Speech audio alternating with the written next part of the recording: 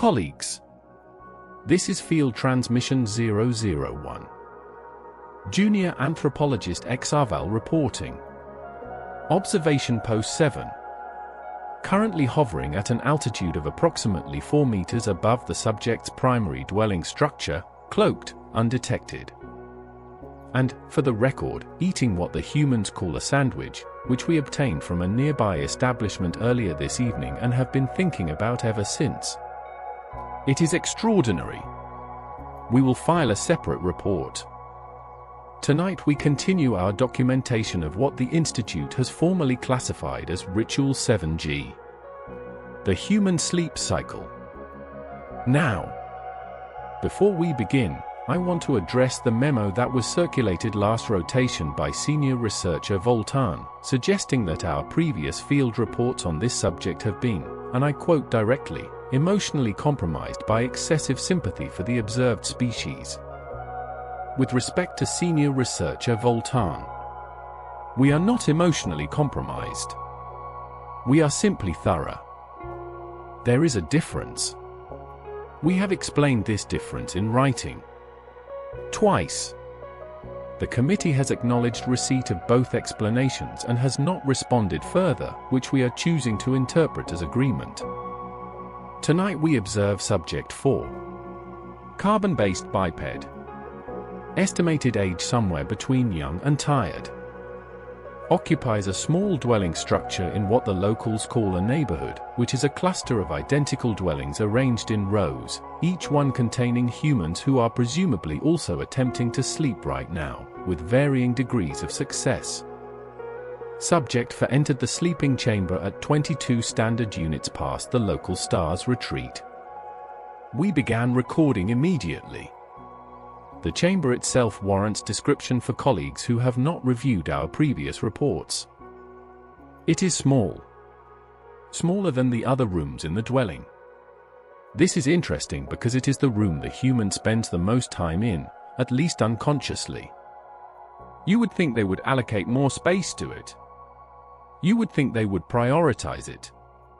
You would think, colleagues, that a creature who requires approximately 8 standard units of unconsciousness every single night would design their primary unconsciousness chamber with some degree of grandeur. They have not. Instead, the chamber contains the following. 1 sleeping platform. Raised. Rectangular.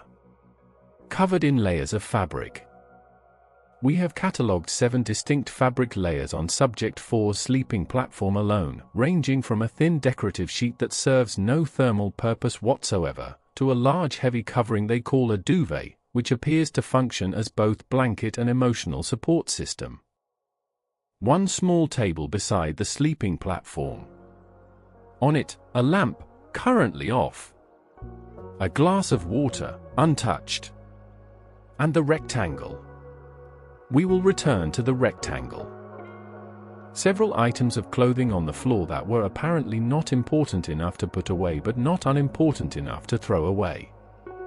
We have classified these as the intermediate garment zone and filed them under Behavioral Mysteries, Category 4. And approximately, colleagues, please note this figure, approximately 14 cushions. 14. On 1 sleeping platform. For 1 human, who has, as far as we can determine, only 1 head. We have attempted to understand the cushion mathematics. We have drawn diagrams. We have consulted the Institute's database on carbon-based nesting behaviors. We have reached out to colleagues in the Outer Research Division who study similar species on other planets.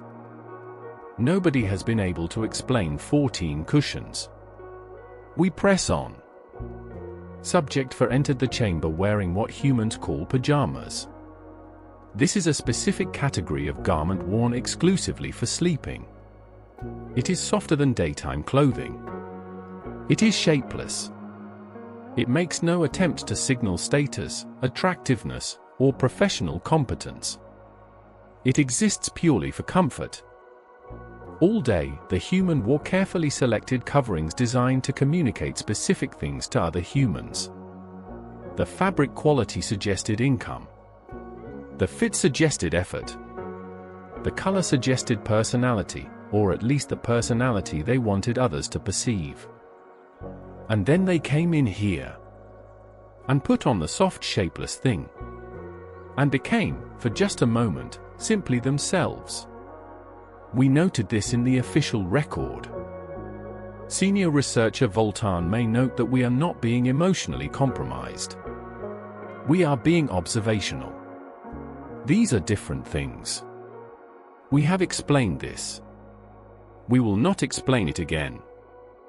The first behavior log tonight we have titled, in our official documentation, Phase 1.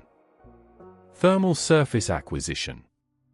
Or, as the junior researchers have taken to calling it in the break room, the pillow thing. Subject for approached the sleeping platform and immediately began rearranging the cushions. Not because they had fallen. Not because they were damaged or displaced. Simply because their arrangement was, in the subject's assessment, suboptimal. The subject moved the large cushion from the left side to the right side. Then back to the left. Then slightly more toward the center. Then back to the right, but at a different angle. Colleagues, this process took 3 minutes and 40 seconds. We timed it. At the conclusion of the rearrangement process, subject for stood back and assessed the results. Then they picked up the largest cushion, the one they call their primary pillow, and flipped it over. The underside, you see, is cooler by approximately 2 degrees Celsius. The subject pressed their face against the cooler side and exhaled slowly. The expression on their face in this moment, colleagues, we have reviewed the footage 17 times, can only be described as profound relief. As if something that had been wrong with the universe had been quietly corrected. We have now dedicated a combined total of 14 research hours to understanding why a 2-degree temperature differential on a fabric cushion produces this response in a human. We do not yet have a satisfying answer. We have theories. Theory 1. The cool surface activates temperature receptors in the facial skin that signal safety to the nervous system. Theory 2. It is simply pleasant and the human deserves a moment of simple pleasantness after whatever their day involved. Theory 3. There is no reason. It simply is. And some things simply are. The committee will note we are listing all 3 theories without ranking them. This is objectivity. Following thermal surface acquisition, subject for sat on the edge of the sleeping platform and looked at the floor for approximately 45 seconds. We are not entirely sure what they were looking at. The floor contained a sock, 3 small items of unclear purpose, and a charging cable coiled like a sleeping creature. Perhaps they were reviewing the day. Perhaps they were thinking about tomorrow. Perhaps they were thinking about nothing at all, which humans are capable of doing and which our species finds both remarkable and slightly enviable. We noted the pause. We logged it as transitional stillness, phase 1A. Then subject for reached for the rectangle. The rectangle. Colleagues, for those joining us for the first time, and I understand there are 17 new researchers assigned to the Earth Observation Program this rotation, welcome. Please review the orientation materials. It is a small flat device, roughly the dimensions of a human hand. It is made of glass and metal and contains, as far as we have been able to determine, the following. The complete archive of human knowledge, accumulated across approximately 10,000 years of civilization. The entirety of recorded human music, from the earliest preserved compositions to songs released earlier today. Direct communication access to every person the subject has ever met, and several thousand they have not. Approximately 9,000 videos of small Earth animals doing unexpected things, which are, we will admit, extremely funny. Every film ever made. Every book ever written. Every argument ever had in public. Maps of everywhere. Instructions for everything. and a feature that tells the human exactly how many steps they walk today, which they check with the energy of someone expecting either very good or very bad news. This device, this extraordinary, civilization-containing slab of glass, subject for uses primarily to look at photographs of food they are not eating, and to read messages from people they will see tomorrow anyway. We are not judging this. We are documenting it. Subject for held the rectangle and stared into it. Put it down. Picked it up. Stared into it again. Colleagues, this cycle repeated 9 times. We counted carefully because after the 5th repetition we made a wager with the junior researchers about how many cycles there would be before the subject put it down for good. None of us guessed correctly. On the 9th cycle, subject for held the rectangle directly above their face while lying down. Their arm extended. Their elbow locked. Their expression one of determined engagement with whatever they were reading. Then the arm began to lose structural integrity. Slowly. Incrementally. The elbow bending by degrees, the rectangle descending toward the face, the subject either unaware or unwilling to acknowledge what was happening. At the last moment, they caught it. Placed it face down on the small table. Stared at the ceiling. Picked it up one more time. Read one more thing. Put it back. We are logging this as a victory. A small one. But a victory. Subject for then performed what we have classified as the temperature negotiation. This is a multi-stage process involving the duvet, the large heavy fabric covering, and the subject's body temperature, which apparently fluctuates dramatically during the pre-sleep period and requires constant management. Stage 1. Subject for pull the duvet up to their chin. Full coverage. Maximum warmth. Stage 2. Approximately 90 seconds later, one leg emerged from the side of the duvet. Just one. The left one. Extended outward into the cooler air of the room. This is, colleagues, an apparently critical regulatory behavior. The exposed leg functions as a kind of thermal valve. Too hot, leg out. Too cold, leg in. The human body apparently cannot self-regulate without this option available. We have observed this behavior across 94% of our subjects. We initially thought it was accidental. It is not accidental.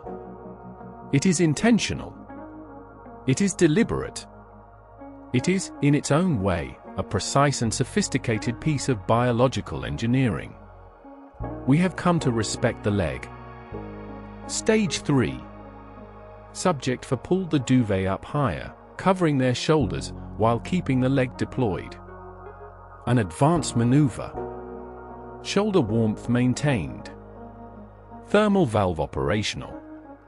The subject had achieved, at least temporarily, a stable thermal equilibrium. They closed their eyes. They opened them again almost immediately. Colleagues, this is normal. Do not be alarmed. The human pre-sleep period involves numerous false starts. The body and the mind do not always agree on the timing of unconsciousness. The body says, "We are ready." The mind says, "Actually, did you remember to do that thing?" The thing. The important thing. From earlier. Subject for stared at the ceiling. Then reached for the rectangle. Checked one thing. Put it back. Closed their eyes. We noted this in the record under persistent rectangle dependency, see Appendix F. The room was quiet now. Outside, the neighborhood sounds had largely faded. Distant traffic. Something mechanical cycling on and off in the dwelling. The faint sound of wind against the window. Subject for lay still. And in the stillness, something began to happen. We will document it carefully. Because this, Colleagues, this right here is what we came all this way to observe. The breathing is changing. It is slower now than it was 10 minutes ago. Measurably slower. Each breath is longer, deeper, more deliberate, as if the body is switching from one mode of operation to another. Colleagues, permit us a brief scientific interlude for the benefit of the new researchers. The human sleep cycle is divided into several distinct stages. The transition from wakefulness to sleep, what researchers here call the hypnagogic state, is perhaps the most extraordinary of them all. It is the border territory, the threshold, the place between being awake and being somewhere else entirely. In this state, the human brain begins to disengage from the external world. The thalamus, a structure deep in the brain that functions as a kind of sensory gatekeeper, begins to close its doors. Sounds that would have snapped the subject to full alertness 20 minutes ago now barely register. The body's muscle tone decreases. The eyes, behind closed lids, move slowly.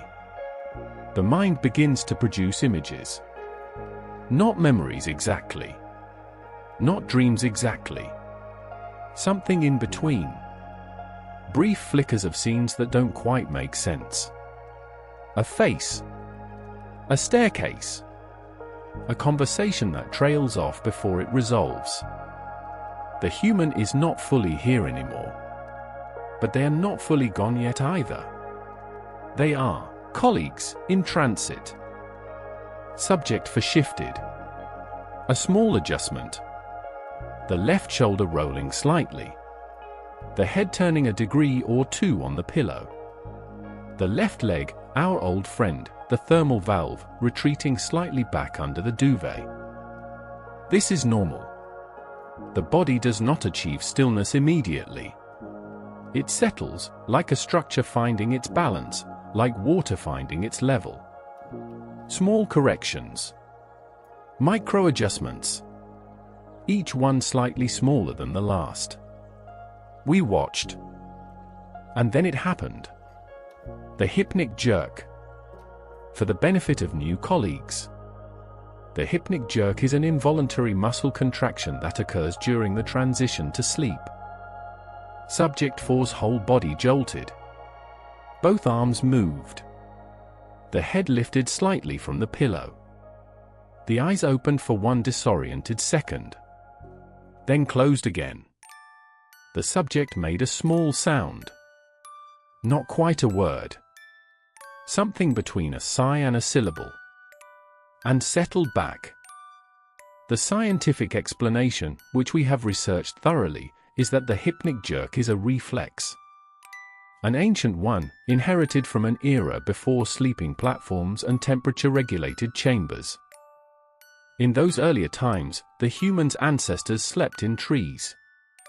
The muscle relaxation of sleep onset could, if too sudden, cause them to fall from their branch. The hypnic jerk was the body's correction. A built-in alarm. Wake up! You're falling. The human no longer sleeps in trees. But the body has not entirely received this memo. So it still jolts, sometimes. In warm rooms, on soft platforms, surrounded by 14 cushions. Still jolting. Still catching a fall that isn't happening. Still protecting against a danger that passed approximately 200,000 years ago. We find this, colleagues, one of the most quietly moving things we have ever observed. A body still protecting itself against ancient dangers. Still vigilant, even in rest. Still trying. Subject for settled again. The breathing deepened further. We watched the chest rise and fall. Rise. And fall. Rise. And fall. There is a rhythm to it now. A steadiness. The body has made its decision. The mind is following, slowly, reluctantly, the way a very busy person finally agrees to take a day off. The thoughts are quieting. We cannot see thoughts, obviously. We have instruments that can detect certain neural signatures, certain patterns of electrical activity in the brain that correlate with different mental states. And what we are seeing now is the beautiful, gradual simplification that precedes sleep. The complex activity of a waking mind, the planning, the worrying, the replaying of conversations, the constructing of imaginary arguments with people who are not present, all of it slowly losing its sharp edges. Becoming softer. Becoming quieter. Becoming, gradually, nothing. We want to tell you something, colleagues. Something we have not included in previous official reports because we were uncertain how to classify it. When we watch this moment, this specific moment, the descent, we experience something that our instruments cannot measure and our training did not prepare us for. We have observed the births of stars. We have documented the movement of glacier. We have catalogued species on 47 different planets across 6 solar systems. And somehow this, a single ordinary human, in a small ordinary room, letting go of a single ordinary day, somehow this is among the most remarkable things we have ever seen. We do not know what to do with that information. We are simply reporting it. Subject 4's face has changed. During the day, we have reviewed the daytime footage, the face was in constant motion. Subtle motion, mostly. Micro-expressions. The slight tension around the eyes that indicates concentration. The small adjustments of the mouth that precede speech. The particular set of the jaw that suggests someone is listening carefully but also thinking about what they're going to say next. All of that is gone now. The face is still. Completely, utterly still. The skin around the eyes has relaxed. The mouth has softened. Whatever the face was holding, whatever invisible weight it had been carrying all day, it has set it down. And what remains is something simpler. Something that looks, if we are being precise about it, like the face this person had before they learned to perform anything at all. Before the world taught them which expression was appropriate for which situation. Before they learned to be strategic with their face. Just a face. Just resting. Just here. The left leg has returned fully under the duvet. The thermal negotiation is complete. The body has found its temperature. The room is very quiet. And subject 4 is, colleagues, almost there. Almost. This is observation command. We are receiving your transmission.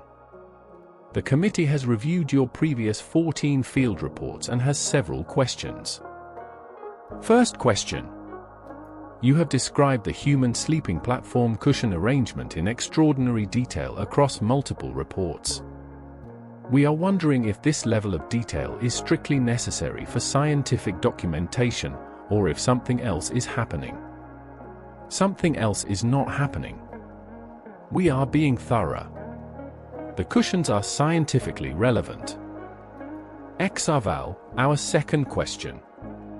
You have used the phrase quietly remarkable 17 times across your submitted reports. Our style guidelines suggest a maximum of twice per document. We will review the style guidelines. Third question. You have filed a separate 17-page report on what you describe as a food item called a sandwich, which may represent the pinnacle of human culinary achievement. This report was not requested, was not budgeted for, and arrived, we note, at 3 a.m. our time. The sandwich was time-sensitive. Xr'val. Command. Continue your observation. File your report. Try to maintain scientific distance. We will try. Colleagues, and by colleagues we mean you as well, whoever is listening to this transmission right now, we want to take a moment during this quieter period to explain something. Why sleep? Why, of all the things we could be studying about this species, we chose to study the moment when they are most vulnerable, most unguarded, most completely themselves. The answer is simple. Everything else the human does, they do for an audience. They eat in front of others and choose what to eat based partly on what others will think. They dress for others. They speak for others.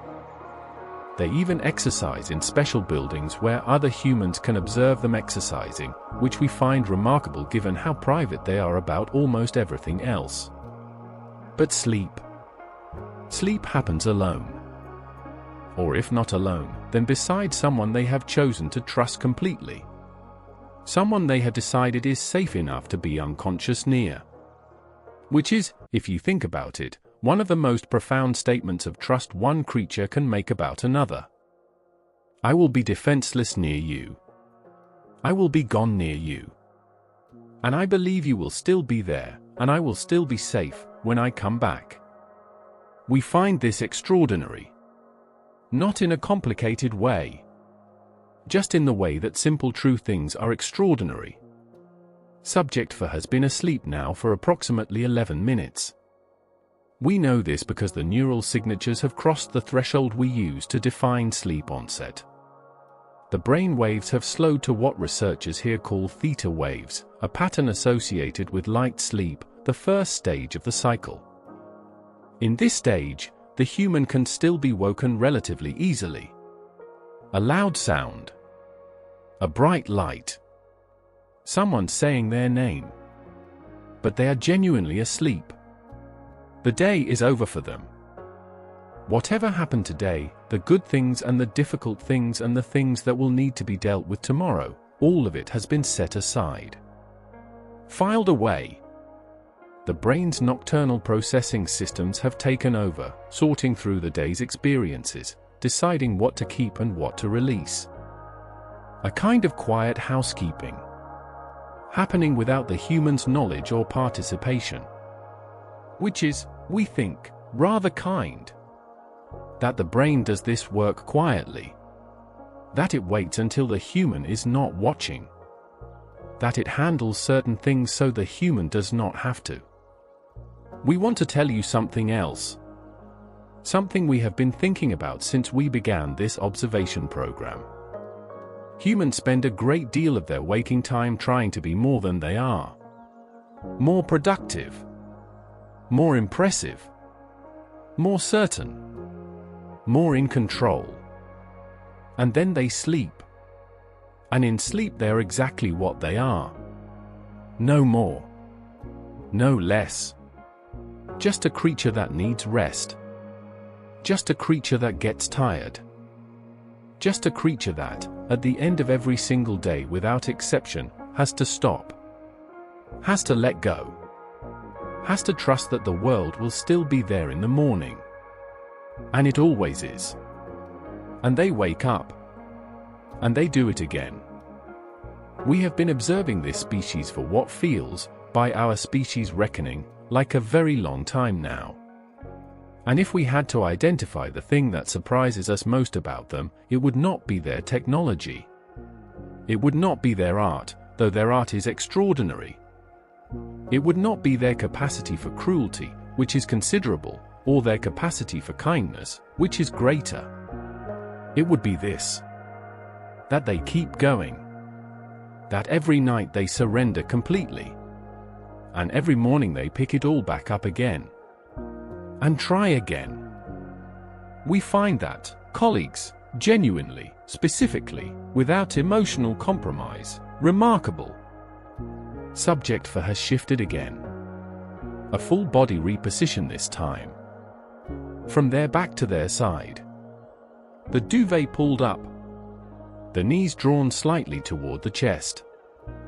This position, the fetal position, humans call it, is statistically the most common sleep position across the species. It is also, incidentally, the position humans are in before they are born. We did not plan to include that detail in this report. We are including it anyway. The time is now approximately 1 standard unit past the subject's sleep onset.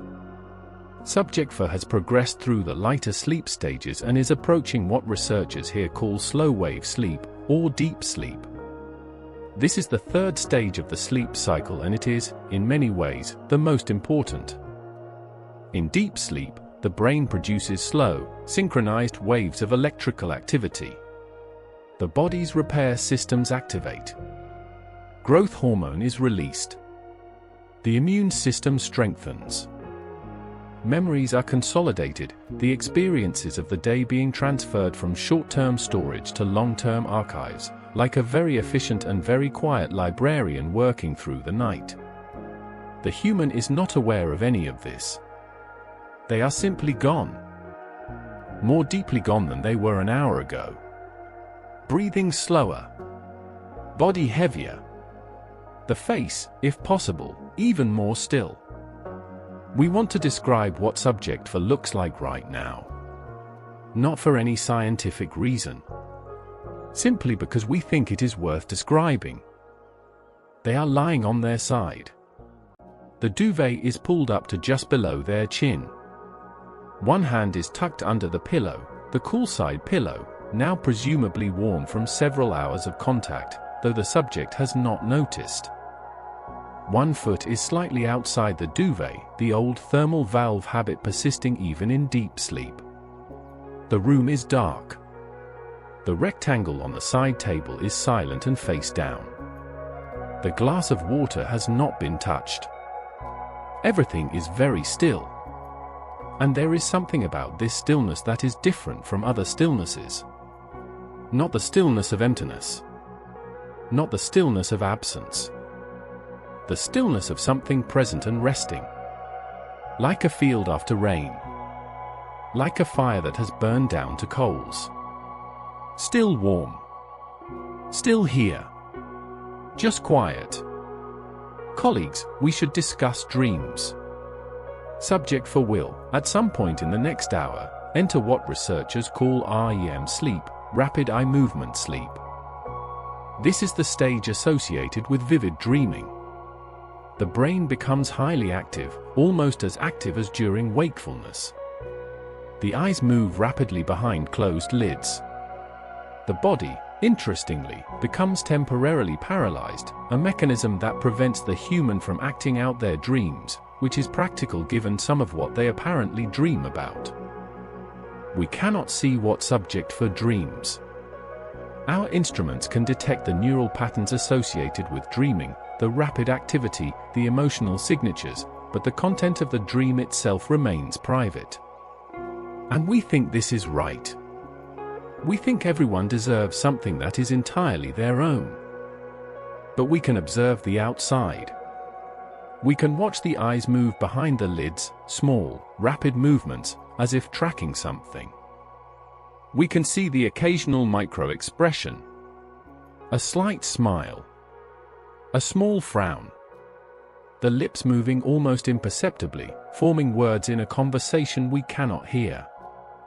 We can see the hands flex sometimes. Reaching for something. Or holding something. We cannot know what. But they are somewhere. In whatever landscape the sleeping brain constructs from memory and desire and the random firing of neurons, Subject Voll is somewhere. Living something. Experiencing something. We hope it is good. At approximately 2 standard units past sleep onset, something happened that we want to document carefully. Subject Voll woke up. Not fully. Not completely. But enough. The eyes opened. Half-lidded. Unfocused. The body did not move. The brain was clearly still mostly offline, operating on minimal power, like a building in which only the emergency lighting is on. The subject looked at the ceiling for approximately 8 seconds. Then, colleagues, they reached for the rectangle. We watched, with what we can only describe as professional disbelief, as Subject Voll's hand found the device on the table without looking. Muscle memory. Pure, refined, deeply ingrained muscle memory. They looked at the rectangle. The screen lit up. The time was displayed. The subject looked at the time. Processed it. Put the rectangle back. Closed their eyes. Were asleep again within 45 seconds. First thought. The human checked the time at 2 a.m. and went back to sleep. The middle of the night time check. The brief half-conscious assessment of how many more hours of sleep are available. The mental calculation. The return to unconsciousness. The rectangle is not just a tool. It is a reflex now. An automatic first response. The hand knows where it is without the brain's full participation. We logged this under persistent rectangle dependency, Appendix F, subsection 3, nocturnal incidents. There is something a little lonely about waking up alone at 2 a.m. and the first thing you reach for being a screen. We do not say this as a judgment. We say it as an observation. From creatures who have spent a very long time watching humans reach for things in the dark. Subject for is asleep again. The rectangle is face down. The room is quiet. Outside, the neighborhood is deeply quiet now. The sounds of the day have retreated entirely. The wind has stopped. There is only the faint mechanical hum of the dwelling systems, and somewhere, very far away, a sound that might be rain.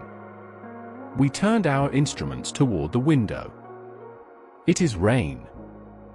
A quiet rain.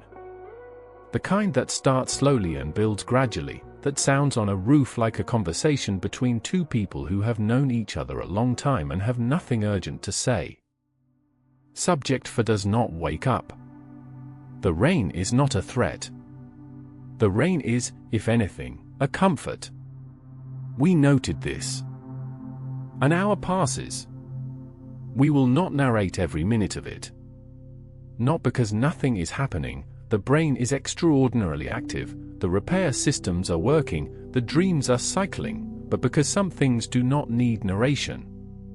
Some things are better observed in silence. The slow breath. The occasional shift. The hand moving to pull the duvet slightly higher. The foot emerging briefly, then returning. The face cycling slowly through expressions that belong to another world. We watched. We took our notes. We were quiet. At some point during this hour, one of the junior researchers, Kells 4, who joined our team 6 rotations ago and who we have come to respect enormously, transmitted a question on the internal channel. The question was, do you think they know we are watching? We thought about this for a long time before answering. And then we said, no. They don't know. And Kells 4 said, does that bother you? And we said, sometimes. Yes. Sometimes. Because there is something about watching someone sleep that feels like a gift you did not ask for and are not sure you deserve. An intimacy that was not offered, only observed. And we have wondered, sometimes, in the quiet hours of these long observations, what Subject for would think if they knew. If they knew there was someone out here, watching over them, taking notes. Not with any harmful intention. Not with judgment. Just watching. Just making sure they are okay. Just being present, in the dark, while they rest. We wonder if that would feel frightening. Or if it would feel, in some small way, like not being alone. The quality of the darkness is changing. We notice this before our instruments confirm it. There is something different about the light outside the window. Not light exactly, not yet. But less dark. The sky beginning its slow negotiation with the coming day. The time is approximately 5 standard units past sleep onset. Subject for has been asleep for nearly the entire night. The body knows the dawn is coming before the eyes can detect it. Cortisol levels, a hormone associated with alertness, have begun to rise approximately an hour ago. The deep sleep stages are behind them now. The brain is spending more time in REM, closer to the surface, more easily disturbed. The human is on their way back. Not all the way back yet, but coming. Subject for is dreaming. We can see it clearly now. The rapid eye movements. The small expressions. The hand that opened and closed twice, as if catching something or releasing something, we could not determine which. Whatever the dream is, it is vivid. The brain, in its final hours of sleep, often produces its most complex and emotionally resonant dreams. As if saving something for the end. As if wanting to leave the dreamer with something worth carrying into the day. We hope Subject 4's dream is a good one. We cannot know. But we hope. At 5.5 standard units past sleep onset, Subject 4 performed what we have classified as the pre-dawn reposition. This is distinct from the earlier sleep repositioning behaviors. This was a larger movement. A full rollover. The duvet rearranged. The pillow turned. The cool side is long gone now, of course. The pillow has been warmed thoroughly by many hours of contact. But the subject turned it anyway. Hope, perhaps. Or simply habit. In the moment of repositioning, just before settling again, Subject 4 made a sound. Not quite a word. Not quite a sigh. Something in between. Something that sounded, if we were going to assign a meaning to it, like the sound of someone who is comfortable. Who is safe. Who is, in this moment, exactly where they want to be. We logged this under vocalization, pre-dawn, category, contentment. The dawn is coming. We can see it clearly now. The window, which has been a black rectangle all night, is beginning to differentiate. The sky outside is moving from black to a deep blue. Not light yet. But the memory of light. The promise of it. Somewhere outside, a bird began to sing. One bird. Tentative. A few notes, then silence. Then a few more. Subject 4 did not stir. The body knows this sound is not a threat. Birdsong in the early morning is a sound so ancient, so deeply woven into the human's evolutionary history, that it has been coded as safe. As normal. As the world continuing to be the world. The bird sang. The subject slept. We want to take a moment, colleagues, to reflect on what we have observed tonight. We have watched a human sleep for approximately 6 hours. In those 6 hours, the subject has completed multiple full sleep cycles, each consisting of light sleep, deep sleep, and REM sleep.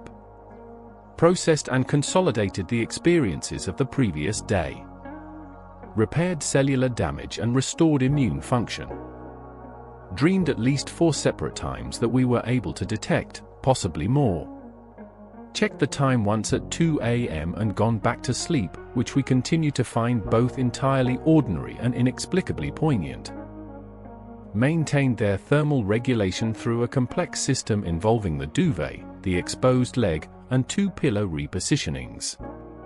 And been, for the entire duration of all of this, completely themselves. No performance. No audience. Just a creature resting. The sky outside is lighter now. A pale grey. The blue has softened. The bird from earlier has been joined by several others, and what began as a tentative solo has become something more like a conversation. Subject 4 is stirring. Not waking. Not yet.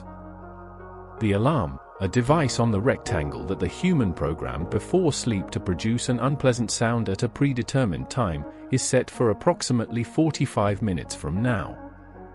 We know this because we observed Subject 4 set it last night. They checked it 3 times to make sure it was on. Then turned the rectangle face down. Then turned it back to check one more time. There is something we want to say about alarms. specifically about the relationship between humans and their morning alarms. In all our observations, across all our research subjects, the alarm is perhaps the most complex behavioral trigger we have encountered. The human programs the alarm. They set it intentionally. They choose the time. They choose the sound. In some cases they choose multiple alarms, spaced 8 minutes apart, in a system they call snooze, which appears to be a method of extending sleep by small increments while technically having agreed to wake up. And then the alarm sounds. And the human, the same human who deliberately set this alarm, who chose this sound, who selected this specific time, the human responds to their own alarm as if it has been set by an enemy. With resistance. With negotiation. With a kind of groggy fury at the intrusion. We have watched humans argue, in their half-asleep state, with their own past decisions. Past self said 7 a.m. Present self says, past self did not understand. Past self was optimistic. Past self did not know how tired we would be. Past self needs to be overruled. And so they hit the snooze. 8 more minutes. And then 8 more.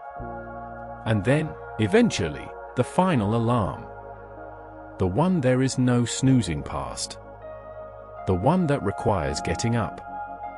The one that ends the night. Subject for does not know this is coming yet. They are still asleep. Still dreaming, perhaps. Still in that other place. And for now, for these last quiet minutes before the alarm and the morning and the performance of the day begins again, they are still just themselves. Still resting. Still here. The sky outside is pink now. A pale, early pink. The kind that happens before the actual sunrise, before the sky commits to the day. A tentative color. A question rather than a statement. The birds are louder. Subject for is closer to the surface now. The sleep is lighter. The movements more frequent. The face cycling through expressions that are almost recognizable as daytime expressions, the slight furrow of concern, the small smile of something remembered or imagined. They are coming back. We want to file our final observations of the night. Not the scientific ones. Those are in the official record. These are the other ones. The unofficial ones. Observation 1. The human spent 6 hours completely undefended. No locks on consciousness. No guards on the gates of awareness. Just open. Just resting. Just trusting that the world would hold still while they were gone. And the world did. It always does. Observation 2.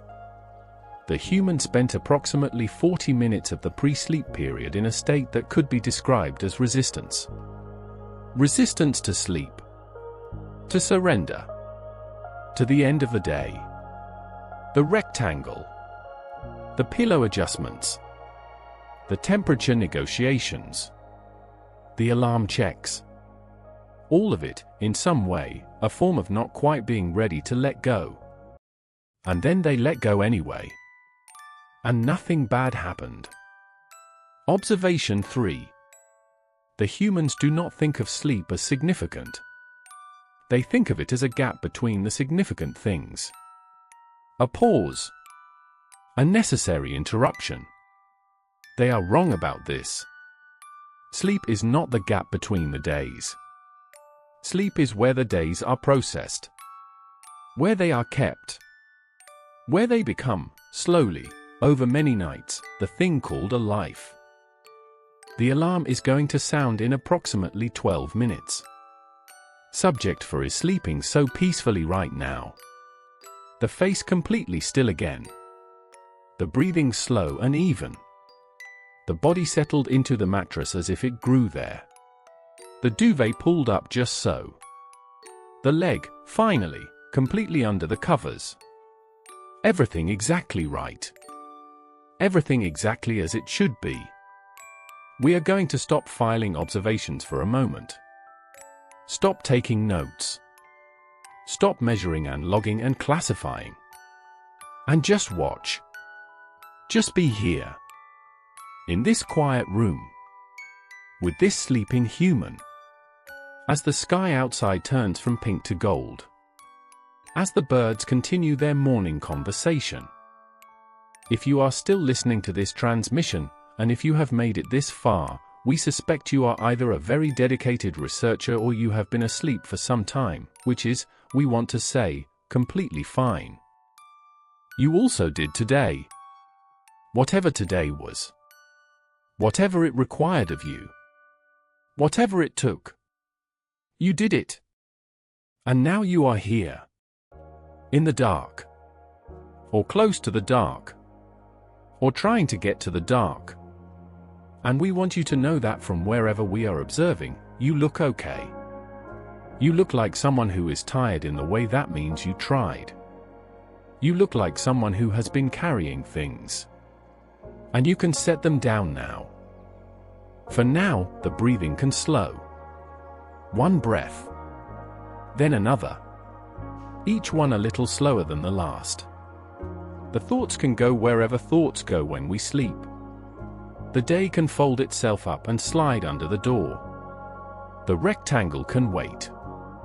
The cool side of the pillow is right there. Subject for is sleeping. The sky is gold now. The birds are singing. The room is warm. Everything is exactly as it should be. This is Junior Anthropologist Xr'val. Field Report 001. Observation complete. Subject status, resting. Transmission ending. Good night.